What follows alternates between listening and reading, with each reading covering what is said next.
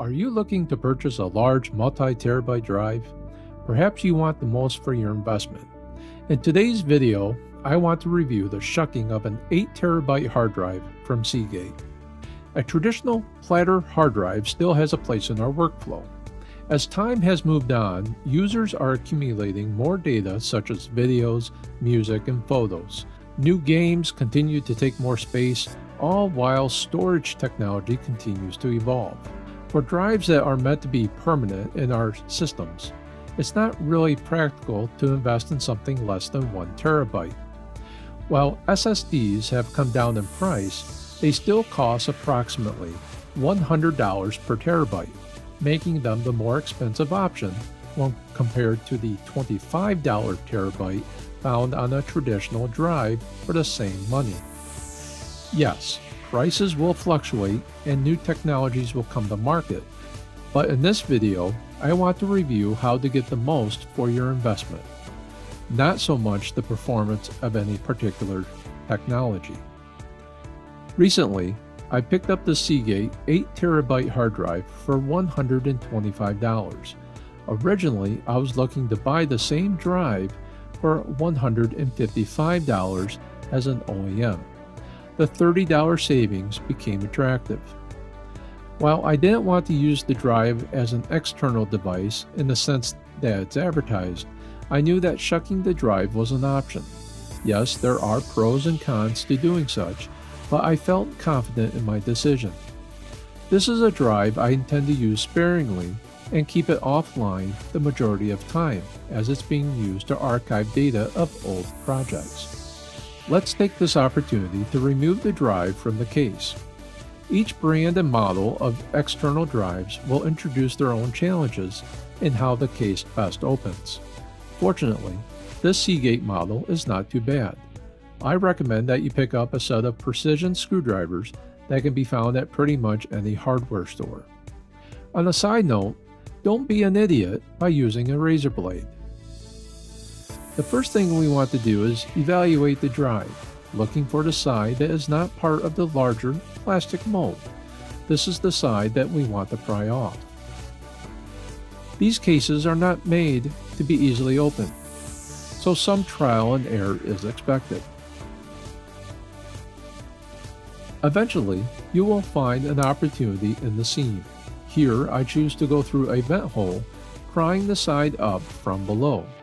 Then, using a spare bit, I was able to make some progress, and after some choice words, I started to open the case.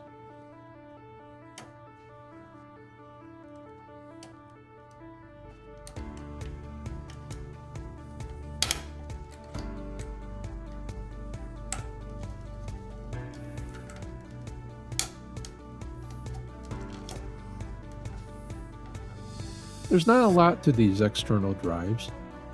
We have the lid that we just took off. Notice the locking tabs. It's inevitable.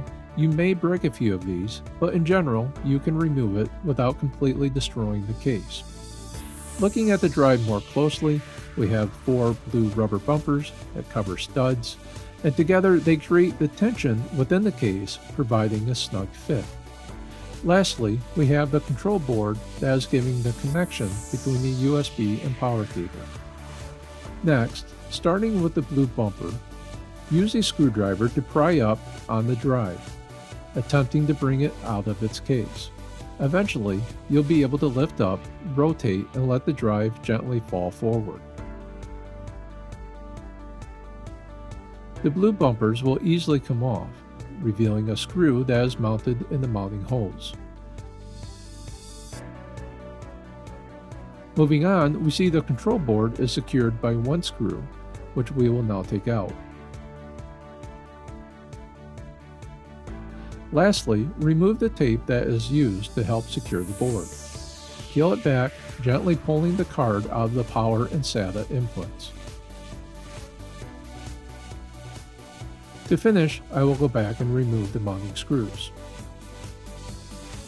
In the end, I have spent less than 10 minutes removing the drive while saving myself $30. The math works out to $16 a terabyte, which makes this at the moment one of the best values for storage space. Knowing that there is no guarantee, but the size when purchasing an external drive, how does this drive stack up? Let's find out. Using the label, I was able to identify the drive as the same one that would have been purchased as a bare OEM drive. Let's do a quick benchmark. Being part of the Barracuda lineup, it's rated for 5,400 RPMs with a cache of 256 megabytes, delivering a read speed of 190 megabytes per second. The company's spec sheet does not list a write speed. The drive performs right in line with expectations. Let's do one more evaluation before I wrap this video up. Recently, I've done several videos on solid-state drives, which to a greater extent is the standard for new systems. While I am going to have a separate video that speaks to this, I wanted to share an interesting observation. I've prepared a test folder that contains several files adding up to just over 100 gigabytes. Let's watch the file transfer from a NVMe to SATA solid-state drive compared to a SATA SSD copying files onto this new Seagate hard drive. Notice the technology in the traditional hard drive performs consistently, and in this scenario gets the job done first. While this is not a direct apple-to-apples comparison, my point is that each technology has its strengths and weaknesses. And for end users who are on a budget, the newest technology may not always be the best solution. I know a video that discusses the topic of shucking a drive is not new or original, but if you found this video insightful, I'd appreciate a hit on the like button, perhaps even becoming a subscriber to the channel. Thanks for watching.